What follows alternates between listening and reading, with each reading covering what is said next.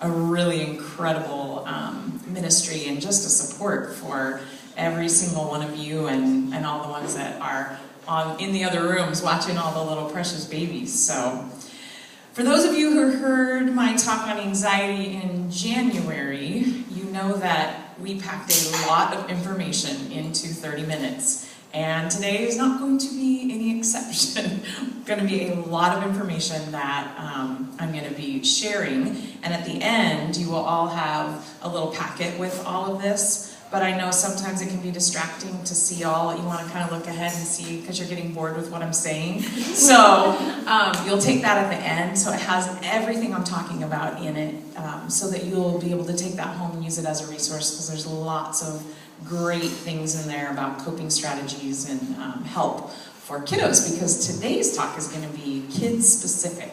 So anxiety in kids. And I know I kind of left off with a little teaser that I had wanted to talk about ADHD specifically because I know it's kind of a controversial subject, and I know that a lot of you have kiddos that have some of those types of behaviors, because basically every single kid has some ADHD types of behaviors. Adults have some ADHD types of behaviors. I have some ADHD types of behaviors. But I just kind of want to back up a little bit and just review for a couple minutes.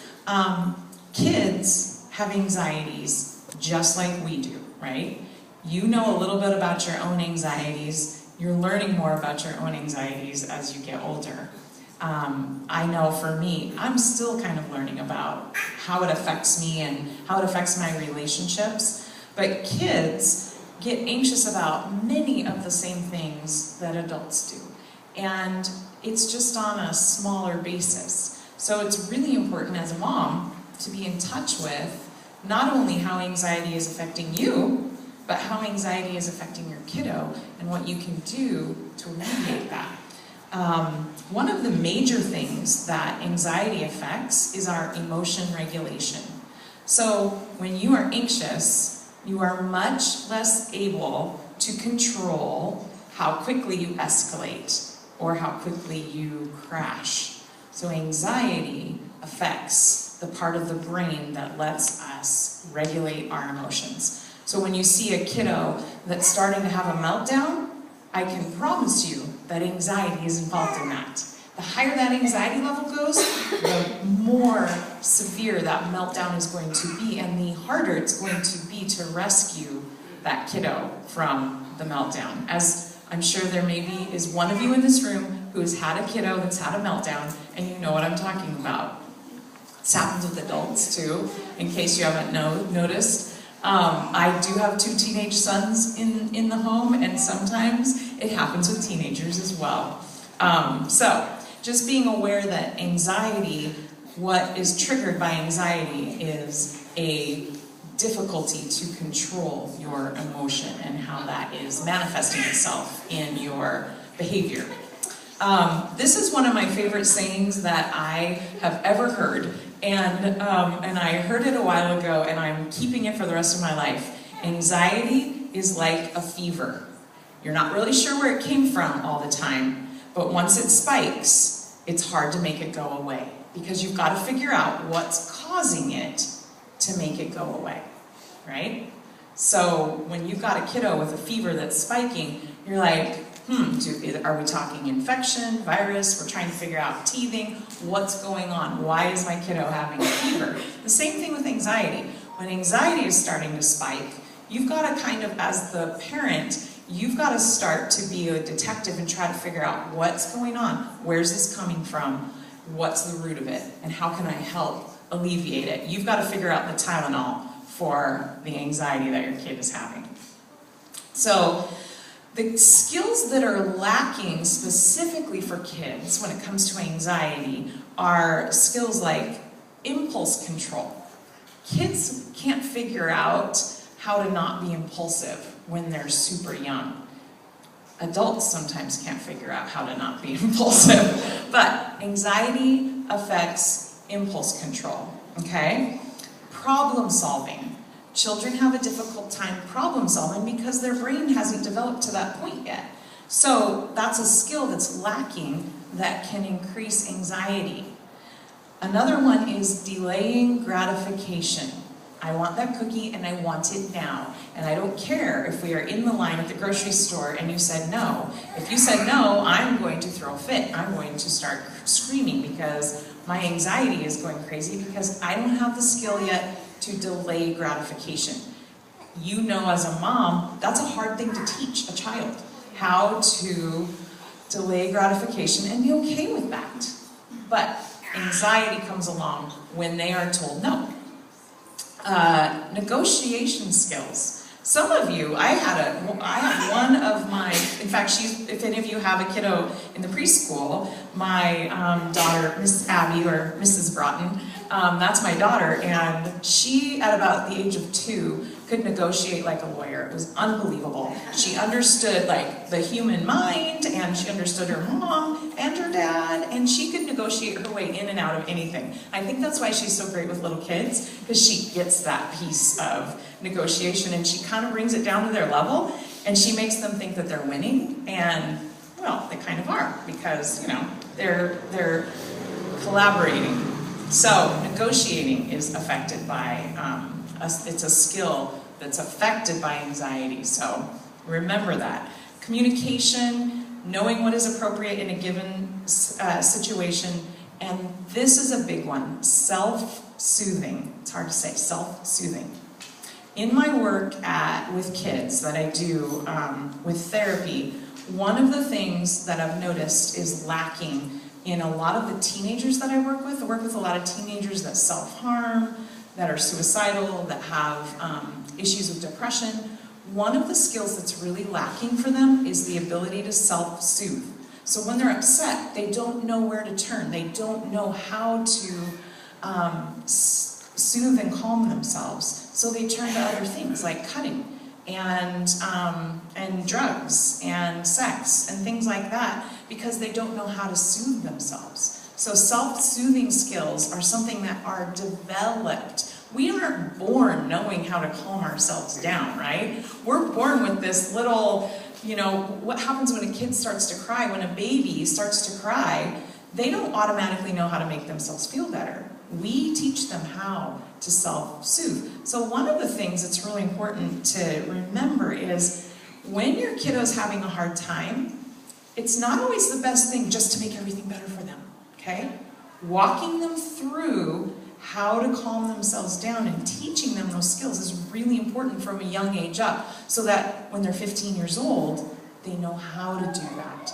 Not that they're not going to struggle with things, not that there's a lot of things that you can't calm yourself down and you can't self-soothe for, but I'm seeing basic things that kids can't do that because they never learned how. So, because we're going to be talking about ADHD for a few minutes, I want to talk about what is affected, why ADHD is so specific, because the part of the brain that's affected is your executive functioning skills, okay? So your executive functioning skills are the ones that help us to plan, help us to organize, help us to make decisions, help us to shift in situations, how to shift gears. They control our emotions and our impulsivity. And it's also the ability to learn from our mistakes. How many of you have had a kiddo that does the same thing over and over and over, and you've disciplined and you've consequenced and you've done everything you can, and the kiddo keeps doing it over and over and over and over? That is a lack of executive function skills. Most small children have a great lack of executive function skills, but they learn, they grow. For some kids, there is an imbalance in the chemicals in the brain or the neural pathways in the brain, and those executive function skills do not develop the way they're supposed to. So then we're seeing the 8-year-old in the classroom that's really struggling with those things, like planning, organizing, shifting in situations, controlling their emotions, being impulsive. So that's when we're starting to say, all right, these things have not developed in the brain the way that your average developing 8-year-old has developed. So we may look at, are we looking at ADHD here? The three things that we're really looking at are distractibility. Is this a kiddo that is easily distracted? Is this a kiddo that's easily overwhelmed? Is this a kiddo that's overreacting to things? Those are three things that you'll see commonly if it's inappropriate to the age. That's the key here, okay? For ADHD, it has to be something that's inappropriate to the age. Obviously, your 3-year-old is not going to be able to sit down and focus and not get distracted, right? But at 8 years old, it would be pretty common that an 8-year-old should be able to sit at a desk and do a worksheet without, just constantly needing to move and needing to look out the window and do all these other things. So, when we are looking at criteria for ADHD, so I don't actually diagnose kids. I leave that to other people. I will leave that to, we have a psychiatrist that does the diagnosing. I'm qualified, but I just don't like doing it. I'm just going to run through what we would do if we were going to diagnose a kid with ADHD. And by the way, many of you have probably heard of ADD, attention deficit disorder. That is no longer being used as a term with the new DSM-5. They have now changed it to ADHD. You can have inattentive type, you can have impulsive type, impulsive/hyperactivity, or you can have combined. So what used to be ADD was the lack of attention, lack of focus, easily distracted, but not the hyperactivity piece. Now we've actually delineated that out, and there's three kinds of ADHD. One that's the inattentive type, one that's the hyperactive impulsive type, one that's combined. So when we're looking, I'm going to run through this list really fast. The inattentive type often fails to give close attention to details or makes careless mistakes in schoolwork, at work, or with other activities. Often has trouble holding attention in tasks or play activities. Often does not seem to listen when spoken to directly. Often does not follow through on instructions and fails to finish schoolwork, chores, or duties. Often has trouble organizing tasks and activities. Often dislikes, avoids, or is reluctant to do tasks that require mental effort over a long period of time. That's a big one. Often loses necessary things for tasks and activities. Easily distracted, forgetful in daily activities. A lot of these sound like they're repetitive. They kind of are. It's all about that lack of attention there. And then the hyperactive impulsive often fidgets with or taps hands or feet or squirms in seat. Often leaves seat in situations when remaining seating is expected. Often runs about or climbs in situations where it is not appropriate. Often unable to play or take part in leisure activities quietly. Is often on the go, acting as if driven by a motor. Often talks excessively. Often blurts out an answer before a question has been completed. Often has trouble waiting his or her turn, and often interrupts or intrudes on others.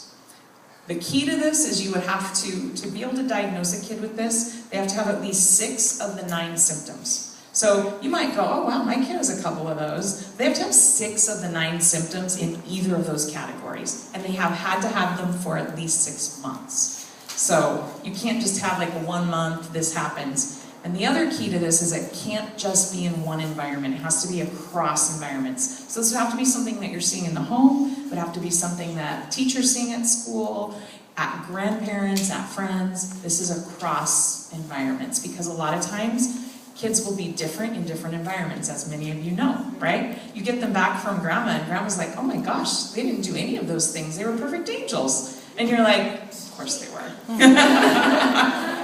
I've been there. So this is the deal. I do not want you to go away from here today thinking, oh my gosh, my kid has ADHD. Number one, ADHD is not a bad thing, okay? They're incredible, awesome. My favorite clients all have ADHD. They are so fun, they're so smart, they're so funny, they're so engaging, and it is never a dull moment. I love my kids who have ADHD. So even if you are in this room and your kid has a diagnosis of ADHD, please know there are things that you can learn to do to help manage that, and your kid is going to be incredibly successful. and have there are things that ADHD people can do that normal, functioning brains with full executive function skill set can't do. They're so creative and they're so just interesting. Anyway, so please don't hear me say you should go home and diagnose your kids with ADHD, but also hear me say that ADHD we talk about it like it's a negative thing. It's not a negative thing. It is just a thing that you have to deal with, and it's got some special challenges that you need to learn about. So if you can learn about those things, you can be super successful. The 3 legs of treatment that we assess and that we use when we are working with a kiddo with ADHD, first of all, we look at the brain changes. We look at the fact that there's uneven levels of dopamine. There's 3 main things that you can do for this. Make sure your kiddo's getting enough sleep. Make sure that they're eating a healthy nutrition, well-balanced. You can do research on a really good kind of an ADHD-specific diet that will help. And also exercise, huge ones for kids that have ADHD. The second thing, or you can also look at medication in that field. I've seen medication do incredible things. Methylphenidate, what it does, it targets the part of the brain that is impulsivity and attention and focus, and it can do wonders. I've worked with a kid when they weren't on medication and when they were on medication, and medication now for ADHD is not the zombie medication that it used to be a long time ago. For some of you who may remember when they give kids Ritalin and they give them too much and they were just zombied out, that's not okay. And every kid doesn't need medication. I think that there are some kids that function better with it, but that's a decision that you have to make for yourself and your family. But at least do the research to look into it and talk to people. Talk to people. There's a lot of people who have kiddos with ADHD. Talk to people. The second part of it is habit changes. If you have a kid with ADHD, you want to be using things like lists. Lists are huge. A kid with ADHD is going to get up in the morning and they're going to say to you, what are we doing today? What is on my list today? What's going on? What am I having for dinner? What am I having for lunch? What am I wearing? They want to know everything about their day. So if you have lists for them, awesome. Helps them out so much. Helps calm that anxiety. ADHD is an anxiety disorder, okay? ADHD is fed by anxiety. So remember, make sure that you're helping them with lists and helping them be organized. Helps calm their system. Another thing that works great for them is alarms. So an ADHD kiddo is not going to want to sit at the kitchen table for 45 minutes and do a worksheet. I can promise you that. But if you give them a 7-minute alarm and say, all right, see if you can get 10 problems done in 7 minutes. At the end of 7 minutes, we're going to do this little fun thing, then they'll focus. An alarm works great for kiddos with ADHD. Organizational aids, there's lots of help in this. You can Google this, and there's just billions of things that you can do for that. So there's lots of habits that you can change in your home that can help your kiddo. The other thing that we really focus on is their interpersonal relationship skills. Sometimes they really struggle with verbal cues and nonverbal cues. They don't read faces really well, so like in therapy, I work with them on what are the different emotions? What do they look like? What might somebody be doing if they're getting irritated, or if they're happy, or if they're frustrated? Communication skills are something that you may need to spend a little bit more time on, because their brain is already like 50 miles ahead. They're not as present in the moment, focusing on things that some of you who have good people skills are used to focusing on. There's some ADHD specific tools that I have down here for you. I covered a couple of them. One of the big things for them is a reward system. They are kids who do extremely well with a reward system.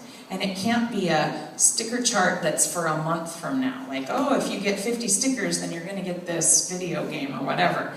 A month from now for a kid with ADHD is impossible. It needs to be today. Sometimes it needs to be 15 minutes. If you can do this in 15 minutes, this is your reward.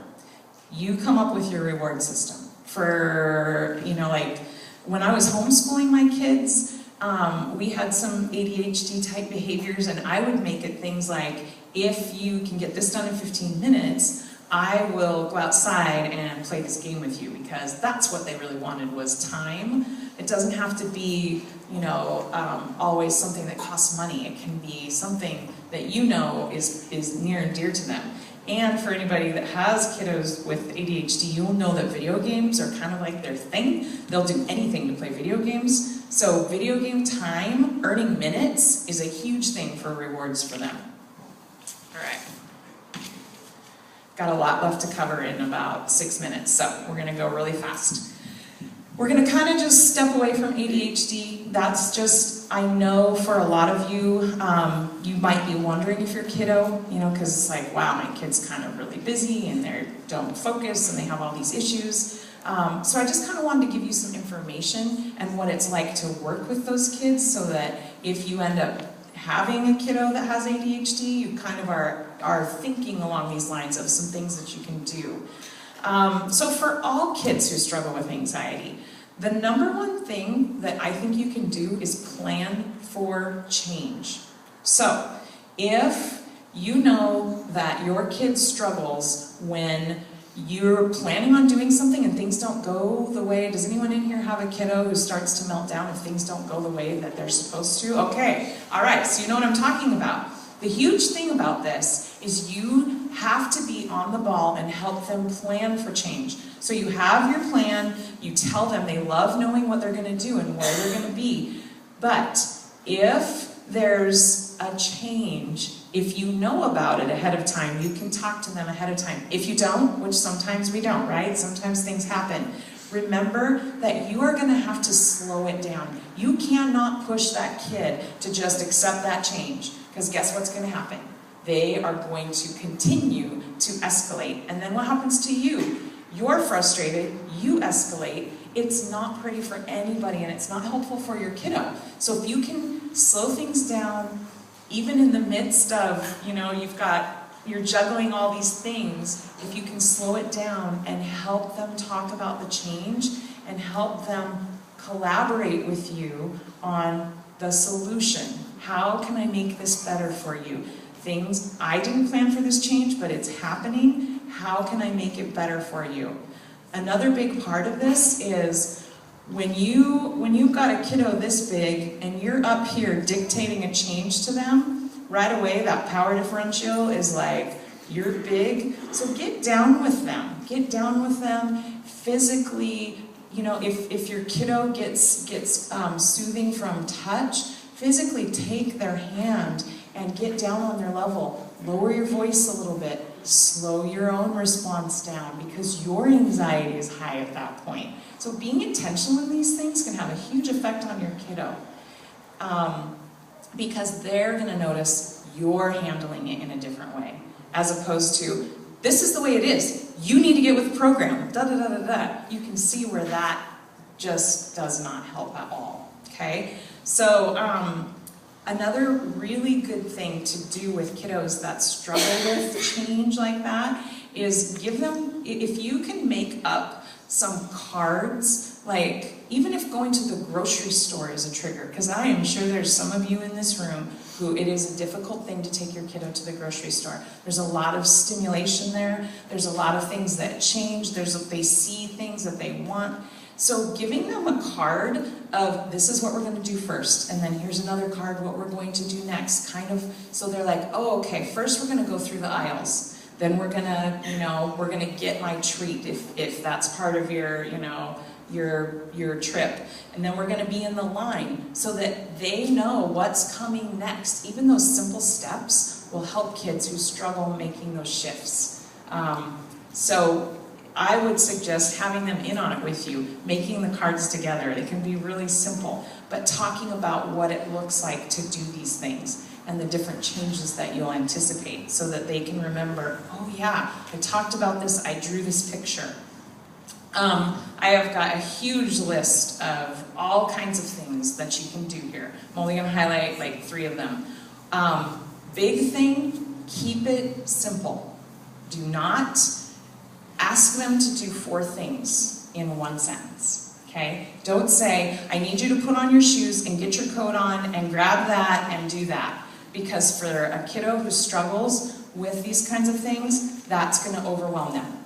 You do it one at a time. Buddy, can you get your shoes on? Can you get your shoes on in 20 seconds? I'm going to count to 20. Let's see if you can do it, okay? Giving them simple requests. Even though you're frustrated because you're running 10 minutes late and you know you're supposed to be out the door and they're not cooperating, all these things, guess what? We are the parent.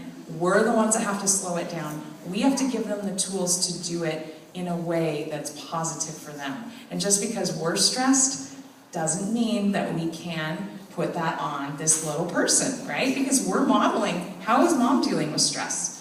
That's how kiddo is going to deal with stress. So keep it simple and positive reinforcement.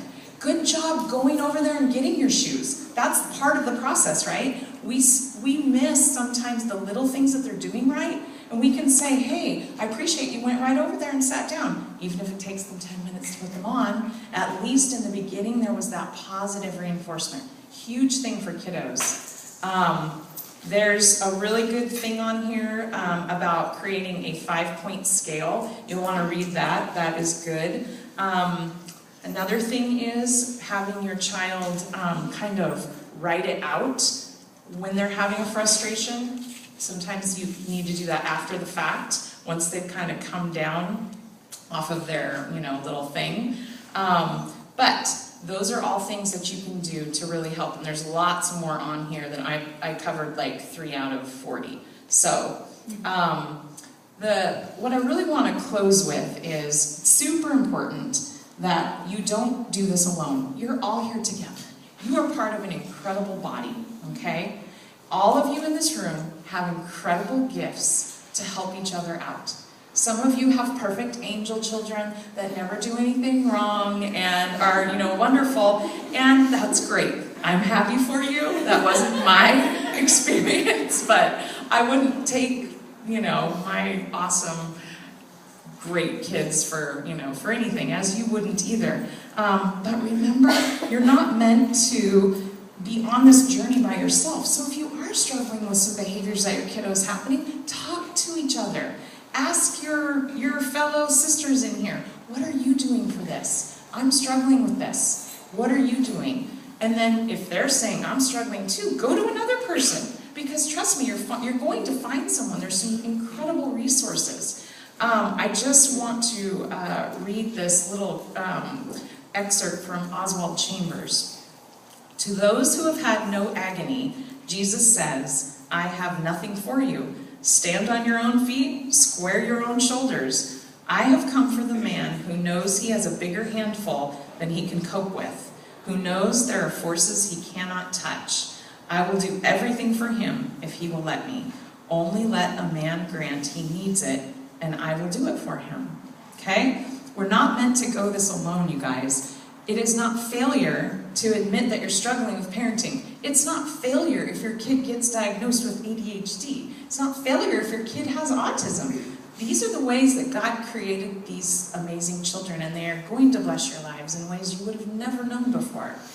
And I just want to quickly mention that we have some incredible ladies in this room who do have a wonderful group that meets for moms that have kiddos with special needs or special challenges. It doesn't even have to be a special need, it can be a special challenge. If you've got a kiddo that you're struggling with behavior issues or with autism or things like that, we have Sharon Milan and Sue Robinson here today, who most of you know them. And Sue Robinson used to be a school psychologist and is used to advocating for parents. If you have a kid who has ADHD, or if you have a child who will be diagnosed with it sometime down the road, as a therapist, I'll tell you the number one thing you can do is advocate for your kiddo. Get them special help at school. Some of you have heard of a 504 plan, which allows special accommodations. I help parents write them for school so that kiddo can stand up at his desk, play with things, take a time out, lots of different things. Have special time for tests, more time for tests, have a test by himself, all these different things. Sue knows a lot about that kind of stuff. She's an incredible resource. She's going to stay today, and you're going to have access to her to ask her questions. And know that Sharon, this group that Sharon and Sue are part of, ask them about that if you feel like that could be a resource for you. Amazing, godly women who just want to love on you and want to help you. So again, remember, you're part of this incredible body. Not everybody is a hand, not everybody's a foot, some of us are the nose, right? There's all kinds of parts. Remember, you aren't meant to do this alone, okay? So, have a wonderful discussion time together. Remember, Sue Robinson right there in the back, raise your hand, Sue, is a great resource if you want to talk to her about anything to do with the school-specific stuff.